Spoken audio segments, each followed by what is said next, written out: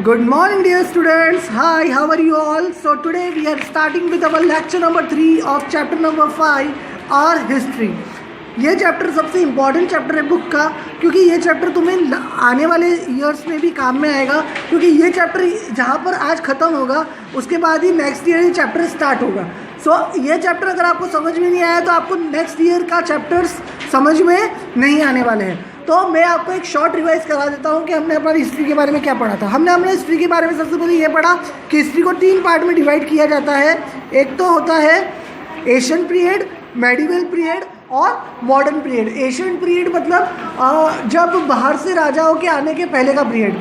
Medieval period मतलब जब अफगानिस्तान से और जब मुग़ल सल्तनत ने राज करना स्टार्ट किया, जो बाहर से जो राजा लोग आए उनका पीरियड. और मॉडर्न पीरियड में अंग्रेज़ों का राज और आज का हिंदुस्तान हमको देखने को मिलता है. एशियन पीरियड में हमने Harappa valley, Indus valley civilization देखा था कि वो बहुत मॉडर्न था. वो इवन इतना मॉडर्न था कि आज भी कुछ चीज़ें हमें देखने को ना मिले, इतना मॉडर्न था. फिर ऐसा माना जाता है कि एक बाढ़ आई थी और उससे सब चीज़ों को तहस नहस कर दिया था. और कुछ स्टोरीज़ ये भी बताती है कि उन्होंने सारी ट्रीज़ वगैरह ख़त्म कर दिए थे, जिसकी वजह से ऑक्सीजन की कमी हो गई थी. बट ये स्टोरी आपको YouTube पे मिलेगी, पर ये स्टोरी इतनी ज़्यादा सच नहीं है. आपको बाढ़ वाली स्टोरी ही लेके चलना है. उसके बाद हमने देखा था कि आर्यंस आए. आर्यंस इससे पहले क्या था कि रानियाँ राज करती. इंडस वैली सिविलाइजेशन में सब कुछ खत्म हो गया था. फिर धीरे धीरे वापस से इंडिया फ्लोरिश हुआ और रानियों ने राज स्टार्ट किया. फिर आर्यंस आए. आर्यंस ने क्या किया, आर्यंस से आकर वेदास वगैरह लेके आए. और आर्यंस के आने से, आर्यंस कहाँ से आए थे, आर्यन मिडिल एशिया से आए थे. और उन्होंने आकर हमारे यहाँ जो वेद पुराण हम सब पढ़ते हैं वो सब आर्यंस की ही देन थी. फिर महाजनपदास, आर्यंस ने 4-5 पीढ़ियों तक राज किया. उसके बाद क्या हुआ कि आर्यंस का एक डिक्लाइन आ गया. मीन्स आर्यंस का राज खत्म होने के बाद जो पूरा इंडिया का जो पूरा राजपाट था वो अलग अलग पार्ट में डिवाइड हो गया, छोटे छोटे. इसी बीच में एक बहुत बड़ा राजा हुआ जिसका नाम था अलेक्जेंडर द ग्रेट. उसने पूरे वर्ल्ड पर अपना राज किया था. इंडिया पे भी वो राज करने आया था और पंजाब के किंग पोरस को उसने बंदी बना लिया था. लेकिन वो उसकी वीरता से इतना प्रसन्न हुआ था कि उसको वापस से अपना राज्य वापस दे दिया. ठीक है. इस बीच में हमने चंद्रगुप्त मौर्य की स्टोरी पढ़ी थी कि जो महाजनपदास के टाइम पर सारे अलग अलग पार्ट में इंडिया बढ़ गया था. चंद्रगुप्त मौर्य ने अपनी बुद्धि से और अपने बल से वापस से इंडिया को जोड़ के रख दिया था. उसके बाद उसका चंद्रगुप्त का बेटा आता है और उसके बाद आता है Ashoka the great. Ashoka the great Chandragupta का पोता था. उसने बहुत सारी लड़ाइयाँ लड़ी, लेकिन उसको एक लड़ाई में ऐसा एहसास हुआ कि मेरी वजह से कितने लोग मर रहे. तो उसने बुद्धिज़्म धर्म एक्सेप्ट कर लिया था और उसने ये प्रण लिया था कि अब कोई भी मरेगा नहीं, अब सब मिल बांट कर रहेंगे. उसके बाद गुप्ताज आए. गुप्ताज ने क्या किया था, गुप्ताज ने अशोका के बाद जो उसके बेटे थे उनसे राज्य ले लिया था, क्योंकि उन्होंने फाइटिंग करना बंद कर दी थी और उन्होंने आक्रमण करके. और गुप्ताज के पीरियड में इंडिया का सबसे गोल्डन पीरियड कहा जाता है, क्योंकि इंडिया के पास बहुत सारा पैसा था, बहुत अच्छा व्यापार था और इंडिया का एजुकेशन सिस्टम इतना अच्छा हो गया था कि इवन बाहर से लोग हमारे इंडिया पढ़ने आते थे. ठीक है. फिर आता है मेडिवल पीरियड. मेडिवल पीरियड वो वाला पीरियड है जब बाहर के राजाओं ने इंडिया पर नज़र डालना स्टार्ट करी. सबसे पहले अरब और पर्शिया से राजा आए और वो राजा, उसके साथ हमने पढ़ा दिल्ली सल्तनत. उन्होंने दिल्ली सल्तनत की स्थापना करी और दिल्ली सल्तनत में क्या हुआ कि बहुत सारे राजाओं ने एक दूसरे के खिलाफ ही साजिश करके एक दूसरे को ही मरवा दिया और दिल्ली सल्तनत ख़त्म हो गई. इसका फ़ायदा किसने उठाया, इसका फ़ायदा मुग़ल एम्पायर ने उठाया. और मुग़ल एम्पायर स्टार्ट होता है बाबर से. बाबर आया था अफ़गानिस्तान से. वो बहुत क्रूर राजा था लेकिन बहुत बुद्धिमान था, इसीलिए उसने धीरे धीरे करके सारा इंडिया का नॉर्थ का जो पूरा पार्ट था वो पूरा अपने कब्जे में कर लिया था. अब बाबर के बाद आया था हुमायूं. लेकिन हुमायूं से हमारे इंडिया के राजा शेरशाह सूरी ने सब कुछ उसका लेकर उसको वापस, तो वो एक शर्त रखता है कि आप मुझे एक काम कीजिए, मेरे बीवी और बच्चों को जाने दीजिए. और अपने सेनापति से बोलता है कि मेरे बेटे को ऐसा तैयार करना कि वो मेरा बदला ले सके. इसी बीच में वो उसके जो कैद खाने से भाग जाता है. और बाद में 15 साल बाद अकबर, उसका जो बेटा होता है हुमायूं का बेटा अकबर, वो अपने पिताजी के साथ जो हुआ था उसका बदला लेता है और वापस से हिंदुस्तान के तख्त पर बैठ जाता है. उसकी उम्र तब होती है लगभग 15-16 साल. अब हम आगे पढ़ेंगे. आज हम स्टार्ट करेंगे अकबर की स्टोरी से. ये मुग़ल एम्पायर बहुत इम्पॉर्टेंट है. ये इंडिया का सबसे इम्पॉर्टेंट पार्ट माना जाता है मुग़ल एम्पायर की जो हिस्ट्री है, क्योंकि मुग़ल एम्पायर में स्टार्टिंग से ये लोग आए थे इंडिया पर को लूटने. बट धीरे धीरे इन्होंने इंडिया में आकर अकबर के टाइम तक इन्होंने इंडिया में अपना मतलब इंडिया को अपना समझ के उन्होंने इंडिया को बहुत अच्छा बना दिया था, ठीक है। उसके बाद ये बात जरूर आती है कि औरंगज़ेब अकबर का पोता परपोता आने तक उन्होंने वापस से इंडिया का डिक्लाइन हो गया और फिर ब्रिटिश आ गए। उसी की स्टोरी पूरी आज हम पढ़ेंगे, लेकिन उसके पहले हमें पढ़ना है Akbar the great. Akbar the great, अब अकबर द ग्रेट, अकबर के आगे द ग्रेट क्यों लिखा है? खाली किंग अकबर भी लिख सकते थे, तो उसने ऐसा क्या काम किया था कि उसके आगे अकबर द ग्रेट लिखा जाता है? चलो देखते हैं उनके लाइफ स्टाइल्स के बारे में। Humayun was succeeded by his son Akbar in 1556। Akbar was the most successful Mughal ruler. मगर मुगल राजाओं में जितने भी राजा हुए थे, सबसे पहले आए बाबर, बाबर के बाद हुमायूं, हुमायूं के बाद अकबर, उसके बाद भी बहुत सारे राजा हैं, लेकिन सबसे सक्सेसफुल काल किसका माना जाता है? अकबर का माना जाता है। Akbar and Bairam Khan fought fiercely in the second battle of Panipat against Hemu. Hemu was the general of Adil Shah, the Afghan ruler, who was ascended the throne of Delhi. Hemu was finally defeated. Akbar openly declared his desire to expand his empire, which extended from Kabul in west to Bengal in east, and from Kashmir in north to Vindhyas in south.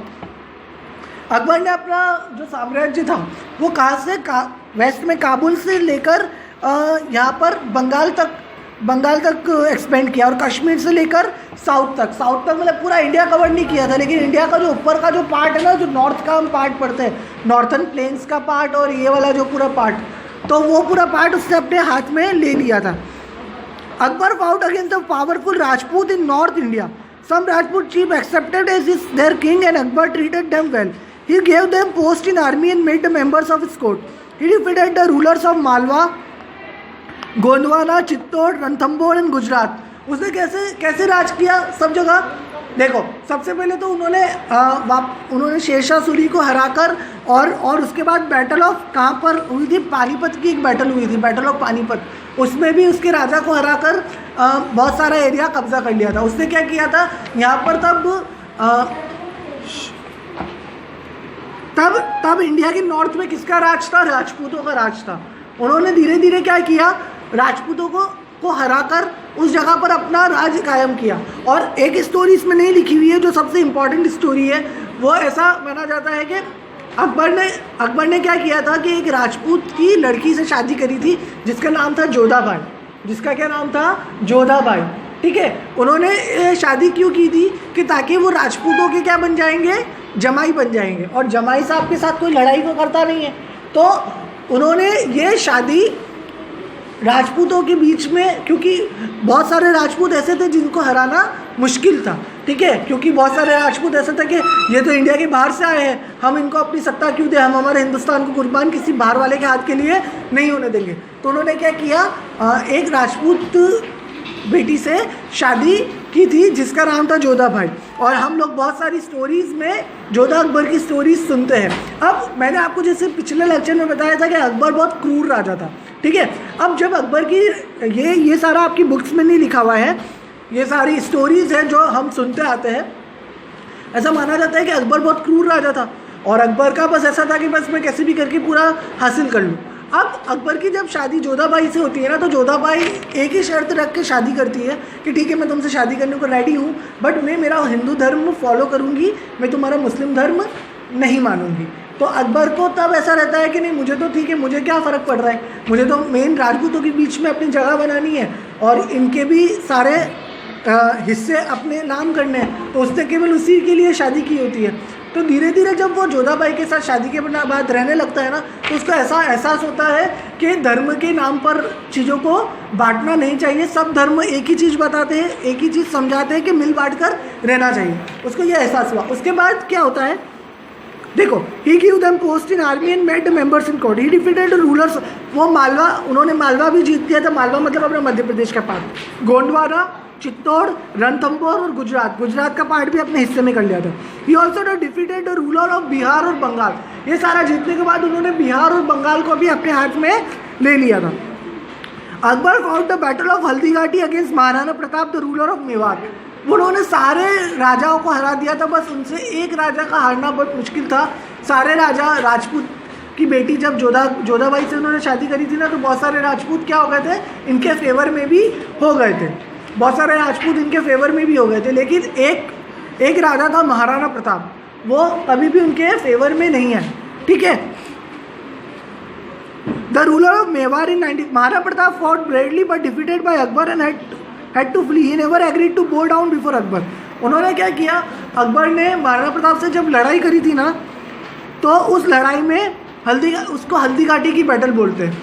उस हल्दी घाटी की battle की लड़ाई में अकबर ने क्या किया था, इसको कैदी करने की कोशिश करी थी, पर ये कैदी नहीं हो पाए थे, ये भाग गए थे। और अकबर ने इनकी लाइफ इतनी मुश्किल कर दी थी कि इनको जो घास होती है ना, वो घास काट के दिन काटने पड़े। लेकिन महाराणा प्रताप भी अपनी एज ए राजपूत वाली शान के लिए बोले, मैं किसी के आगे नहीं झुकूंगा, मतलब किसी दूसरे देश के राजा के आगे तो बिल्कुल नहीं झुकूंगा। वो उनको दूसरे देश का ही राजा समझते थे, ठीक है। बिरबल वॉज द वजीर in the Akbar's court. Akbar Birbal की कहानियाँ भी हम सुनते हैं। बिरबल सबसे उनका खास आदमी था, राइट हैंड कहते हैं। जैसे हम मुन्ना भाई सर्किट देखते हैं ना, मुन्ना भाई के साथ सर्किट रहता है, ठीक है, वैसे ही अकबर कुड नॉट रीड और राइट। अकबर ने कभी पढ़ाई करी ही नहीं थी, अकबर पढ़ा लिखा नहीं था। Birbal was the wazir in Akbar court. Akbar could not read and write, but by coming in contact with scholar in different field, he acquired useful knowledge in philosophy, religion, literature and history.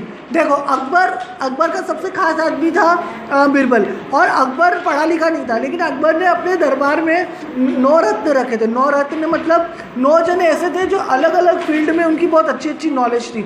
उसका अकबर के 9 रत्न माना जाता था, 9 रत्नों में माना जाता था। 9 ऐसे पीपल्स थे जो किसी को हिस्ट्री के बारे में अच्छी नॉलेज थी, तो किसी को धर्म के बारे में अच्छी नॉलेज थी, किसी को मतलब, तो ये उन्होंने उन्हीं से सब कुछ सीखा था, ठीक है। तो अकबर भले पढ़े लिखे नहीं थे, लेकिन वो इतने अच्छे लोगों की संगत में थे कि वो इतने पढ़े लिखे नहीं होकर भी इतने अच्छे फैसले लेते थे, जिससे वो पूरी दुनिया मतलब पूरी इंडिया में बहुत पॉपुलर किंग हो चुके थे, ठीक है। Mansabdari system of administration was universally applied throughout the territories of Mughal Empire. It was a system of giving high rank to the officer in the return for maintaining their given quotas of slavery. Akbar tried to combine the best of all religion into new faith called Deen-e-Ilahi. मनसबदारी system क्या होता था कि अलग अलग राज्य अकबर, अब जैसे अपन देखते हैं ना कि इंडिया पूरा कितना बड़ा है, तो इंडिया पूरे प्रधानमंत्री मोदी इंडिया में हर जगह तो जा नहीं सकते, तो उन्होंने तो अपने इंडिया का सिस्टम कैसे बटा हुआ है कि एक राज्य काय में बटा हुआ है, चीफ मिनिस्टर से हर राज्य के। एमपी के चीफ मिनिस्टर अलग है। अब एमपी भी बहुत बड़ा है, तो अपने शिवराज सिंह चौहान भी पूरे एमपी में तो घूम नहीं सकते, तो हर जगह पे क्या होती है, नगर पालिका होती है, और नगर पालिका के एक अध्यक्ष होते हैं। तो वैसे ही अकबर ने क्या कर रखा था, अपना जो पूरा एरिया था ना अकबर का, जहाँ पर अकबर का, तो ये मनसबदारी सिस्टम में यही होता था कि जो इतना बड़ा पूरा जो राज्य था, पूरे राज्य में अकबर हर जगह तो नहीं जा सकता था। तो अकबर ने क्या किया था कि अपने जो कोर्टियार्ड्स थे, अपने जो दरबार में जो लोग थे, उनको अलग अलग जगह का वो दे दिया था कि तुम ये जगह संभालोगे, इस जगह को तुम संभालोगे। तो ये पूरा मनसबदारी सिस्टम अकबर ने स्टार्ट किया था, और ये मनसबदारी सिस्टम एक तरह से आज भी चल रहा है। आज भी हमारा इंडिया के प्रधानमंत्री कौन है, नरेंद्र मोदी है, और पूरे सारे स्टेट्स को अलग अलग चीफ मिनिस्टर की इसमें बांट रखा है। अलग अलग चीफ मिनिस्टर के नीचे कौन होता है, जो मिनिस्टर्स होते हैं वो संभालते हैं। कोई प्रॉब्लम होती है तो वो चीफ मिनिस्टर को बताते हैं, और चीफ मिनिस्टर को कोई प्रॉब्लम होती है तो वो पीएम से बात करता है, और पीएम को कोई प्रॉब्लम होती है तो किससे बात करता है, प्रेसिडेंट से। ओके, तो ये एक तरह से मनसबदारी सिस्टम कहाँ से स्टार्ट हुआ था, अकबर के टाइम से ही स्टार्ट हुआ था। ये है पूरा मनसबदारी सिस्टम। इसके बाद it was a system of giving high ranks to the officer in return for maintaining their quotas of slavery. Akbar tried to combine the best of all religion into new faith called Deen-e-Ilahi.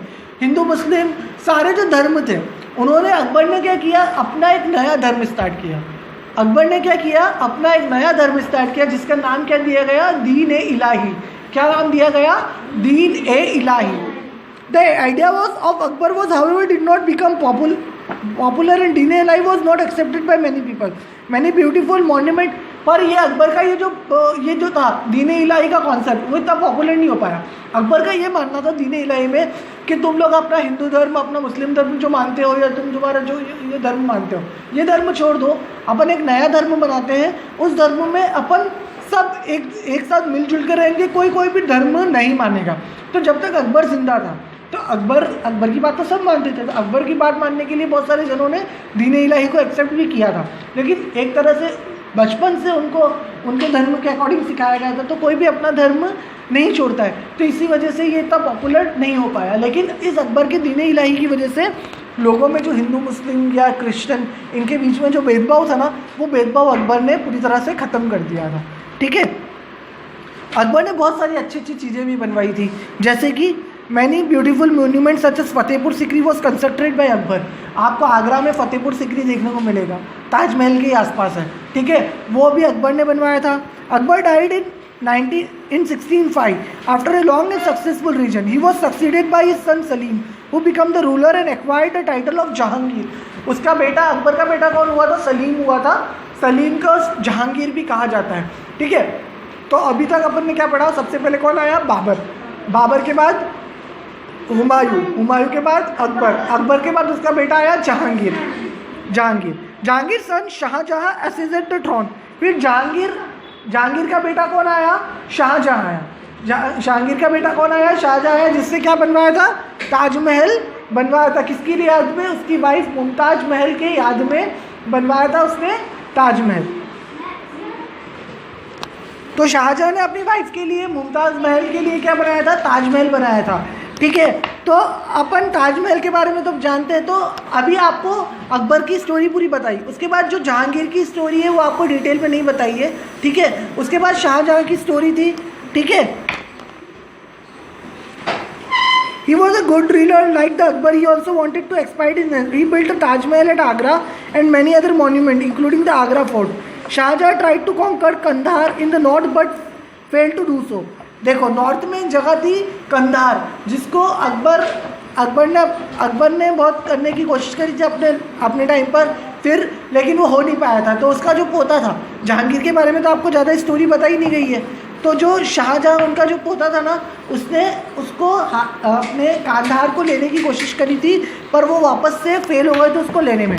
Shahjahan son Aurangzeb succeeded the throne in 1659 and Aurangzeb died. अब यहाँ औरंगजेब के बारे में भी नहीं बता रखा है। औरंगजेब की स्टोरी ये थी कि औरंगजेब ना बहुत क्रूर राजा था। जो शाहजहां के, ऐसा माना जाता है कि शाहजहां के शायद 7 बेटे हुए थे। तो उसको ऐसा था कि मतलब क्या अगर मतलब ये ना बचपन से ऐसा होता है ना कि बहुत क्रूर टाइप का, तो ये बचपन से ही ऐसा था। औरंगजेब बहुत क्रूर टाइप का बचपन से, तो उसको मालूम था कि मेरे पिताजी जो शाहजहां है वो मुझे राजगद्दी नहीं देंगे। तो इससे क्या किया कि राजा का बेटा ही राजा बनता था। तो इससे क्या किया, अपने जो 6 भाई थे ना, उस 6 भाइयों को जहर दे के मार डाला, ताकि कौन बचे? खाली यही बचेगा। तो राजगद्दी किसको मिलेगी? इसी को मिलेगी। फिर बाद में क्या हुआ कि जब इसको पता चला ना कि इसके पिताजी इससे ऐसा किया, तो अब इसको राजगद्दी नहीं मिलेगी, इसके पिताजी नहीं देंगे इसको राजगद्दी। तो इससे क्या किया, उस ताजमहल के सामने जो आगरा का एक किला था, जो किसने बनाया था? शाहजहां ने बनवाया था। तो उस आगरा के किले में इसको कैद करवा दिया अपने पिताजी को, और क्या किया? राजगद्दी पर बैठ गया। कौन? औरंगजेब। अब औरंगजेब का जो अकबर का जो राज्य था, अकबर के राज्य में लोग अकबर को बहुत प्यार करते थे, बहुत पसंद करते थे। बट औरंगजेब के आते आते अभी तक अपन ने पढ़ा कि अकबर के टाइम पे तो राजा लोग बहुत पसंद करते थे। ठीक है, और लेकिन औरंगजेब इतना क्रूर राजा था कि जो लोगों की पसंद थी ना मुगल एम्पायर की, वो धीरे धीरे वापस से क्या होने लग गई? ख़त्म हो गई। तो इसने तो जब औरंगजेब जब तक जिंदा था तब तक तो वो बहुत क्रूरता से उससे राज किया और सबको ज़बरदस्ती उसकी बातें माननी पड़ी। लेकिन जब औरंगजेब के बच्चे आए, औरंगजेब के मरने के बाद जो उनके बच्चे आए वो इतनी अच्छी तरह से संभाल नहीं सके राजगद्दी को, और लोगों को भी औरंगजेब बहुत नापसंद हो गया था। तो इसका फ़ायदा ना बहुत सारे दूसरे छोटे छोटे राजाओं ने उठाया, और वापस से इंडिया कैसे डिवाइड हो गया? अलग अलग राज्य परिवारों में।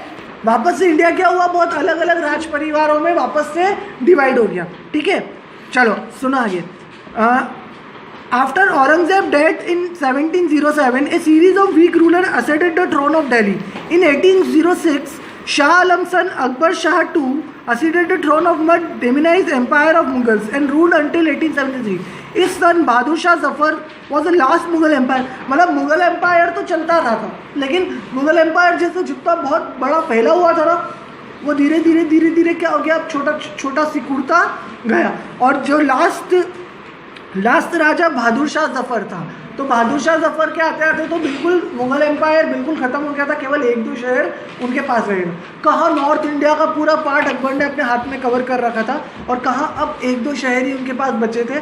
और 1857 तक जब अंग्रेज़ इंडिया आ गए थे, अंग्रेज़ों ने क्या किया था, बहादुर शाह जफ़र को कैद करके मरवा दिया था, और पूरी जो उनकी जो सत्ता थी बहादुर शाह जफ़र की, वो अंग्रेज़ों ने अपने हाथ में ले ली थी। फिर मॉडर्न पीरियड में ये बताया जाता है कि कैसे ये जो पूरी सत्ता थी, अंग्रेज़ों ने कैसे इंडिया के लोगों को बेवकूफ़ बनाकर उन पर राज किया, और फिर इंडिया के लोगों ने कैसे धीरे धीरे वापस से आज़ादी के लिए लड़ाई करी और आज़ादी प्राप्त करी। ये जो पूरा मॉडर्न पीरियड का जो पार्ट है ना, ये पूरा पार्ट आपको नेक्स्ट ईयर 5th क्लास में 3 चैप्टर में आएगा, और बहुत डिटेल में अपन पढ़ेंगे इसको। अभी के लिए मैं आपको इसको शॉर्ट में पढ़ा देता हूँ।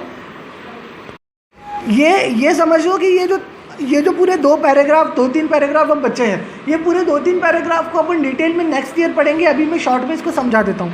After the fall of Mughal Empire, the British began their rule over India. The French and Portuguese and Dutch trading company which had come to India for trade were defeated by British East India Company. British आए तो व्यापार करने थे, और धीरे धीरे उन्होंने क्या किया, इंडिया पर राज करना स्टार्ट कर दिया। अब वो राज करना कैसे स्टार्ट किया था, ये पूरी बड़ी कहानी है, ठीक है। The British East India Company defeated the Nawab of Bengal. उसने क्या किया, सबसे पहले क्या होता था, जो सारे राजा थे ना, वो सारे राजा लोग ब्रिटिशों की बहुत बात मानते थे। तो जो सिराजुद्दौला नाम का एक राजा था बंगाल का, उसने ब्रिटिशों की बात मानने से क्या कर दिया, इनकार कर दिया। तो इससे ब्रिटिशों को लगा कि अब तो ये हमारी बात नहीं मान रहा है, तो फिर ऐसे करके तो हम हमारी चालाकी से थोड़ा बहुत इंडिया के लोगों पर थोड़ा बहुत जो राज कर लेते वो तो ख़त्म हो जाएगा। तो उन्होंने क्या किया, बंगाल पर क्या किया, आक्रमण कर दिया। तो बंगाल पर जब आक्रमण किया ना, तो वो जीत गए, ठीक है। तो अब किसी के हाथ में अगर एक राज्य आ गया, तो वो क्या चाहेगा कि और सत्ता में हासिल कर लूँ। तो बस ब्रिटिशों ने ऐसे ही किया, उन्होंने खाली सिराजुद्दौला को नीचा दिखाने के लिए बंगाल पर आक्रमण किया था, पर वो बंगाल को जीत गए। तो बंगाल को जब जीत गए ना, तो उनके मन में ये लालच आया कि धीरे धीरे हम और पार्ट पर अपना कब्जा कर लें। तो आए तो बिजनेस करने के थे, पर क्या किया उन्होंने, धीरे धीरे पूरे इंडिया पर अपना कब्जा कर लिया था। Although the British has come to India's trade, they gradually controlled the administration of the country and soon brought the whole India under their control. They built road, railway line and port. उन्होंने roads बनाए India के लिए, railway line बनाई और ports भी बनाए, ठीक है। They ruined the handicraft industry, trade and economy. उन्होंने ये सारी चीज़ें तो बनाई, ये चीज़ तो अच्छी करी, पर सबसे ख़राब चीज़ क्या करी कि इंडिया की जो इंडस्ट्रीज़ थी उसको पूरी तरह से बर्बाद कर दिया। वो लोग क्या करते थे, इंडिया से कच्चा माल रॉ मटेरियल लेते थे, ब्रिटेन बेचते थे, और ब्रिटेन से जो चीज़ बन के आती थी ना, उसको इंडिया में महंगे दामों में बेचते थे। और लेकिन वो जो महंगे दाम थे वो इंडिया के दामों से थोड़े कम थे। जैसे आज भी हम चाइना का आइटम लेते हैं, तो हमको चाइना का आइटम कितना सस्ता लगता है, तो वहाँ तो फैक्ट्रियों में बनी हुई चीज़ें थी, तो फैक्ट्रियों में तो चीज़ें जल्दी मशीन से बन जाती है, तो जल्दी बन जाती है। हमारे इंडिया में तो फैक्ट्री आई नहीं थी, तो हमारे इंडिया में तो लोग हाथों से चीज़ें बनाते थे, तो वो महंगी पड़ती थी। तो उन्होंने पूरा कैसा सिस्टम कर दिया कि जो चीज़ इंडिया में 15 रुपये की मिलती थी ना, वही चीज़ उनको ब्रिटेन से बनी हुई 10 रुपये में देते थे। तो इससे क्या हो गया कि इंडिया के लोग तो वैसे भी उनको लगा कि वाह चलो सस्ता मिल रहा है, हम तो इससे क्या हो गया कि जो इंडिया की इंडस्ट्रीज थी ना, वो एक तरह से ख़त्म हो गई थी, ठीक है। उन्होंने अपने इंडिया के लोगों के ऊपर बहुत अत्याचार किया और अपने इंडिया के लोगों पर राज किया। Many educated Indian formed political organisation such as Indian National Congress, Muslim League, Azad Hind Fauj, और इनके मतलब जो अत्याचार से छुटकारा पाने के लिए हमारे बहुत सारे लीडर्स आगे आए, जिसमें महात्मा गांधी, सरोजनी नायडू, जवाहरलाल नेहरू, सरदार वल्लभ भाई पटेल और बहुत सारे लीडर्स के बारे में। ये सारी स्टोरी आप नेक्स्ट ईयर डिटेल में पढ़ोगे। उसके बाद महात्मा गांधी आए, और महात्मा गांधी ने अहिंसा मतलब कि हम बिना मार धार के भी आज़ादी प्राप्त कर सकते हैं। उन्होंने भूख हड़तालें वगैरह की, या बहुत सारे मूवमेंट उन्होंने चलाए। उसकी वजह से हमारा इंडिया 1947 में 15 अगस्त को क्या हो गया, आज़ाद हो गया। और यही पूरी स्टोरी हम नेक्स्ट ईयर वापस से पढ़ेंगे, इंडिया में ब्रिटिश कैसे आए और हमने उनसे आज़ादी कैसे प्राप्त करी, ठीक है। सो अभी तक का चैप्टर आई होप आपको समझ में आ गया है। हमने बहुत सारी हज़ारों साल की हिस्ट्री इंडिया की पढ़ ली है। कि कहाँ मुग़ल ईरा के पहले महाजनपदास था, उसके पहले गोल्डन पीरियड ऑफ गुप्तास था, उसके पहले चंद्रगुप्त मौर्य का पीरियड था, उसके पहले अगर हम जाए तो आर्यंस का पीरियड था, उसके पहले अगर हम जाए तो इंडस वैली सिविलाइजेशन था, उसमें इंडिया बहुत वो था। तो इंडिया की हिस्ट्री को 3 पार्ट में डिवाइड किया है। होप आपको चैप्टर अच्छे से समझ में आया होगा। मैंने बहुत अच्छे से समझाने की कोशिश करी है, लेकिन तभी भी अगर आपको कोई डाउट हो तो आप किसी भी टाइम मुझे कॉल करके पूछ सकते हो। Till then good bye, take care. और ये आपका कोर्स यहाँ ख़त्म होता है। अच्छे से पढ़ाई करो, अच्छे से अच्छे नंबर लेके आओ। मिलते हैं आपसे नेक्स्ट क्लास में। Good bye.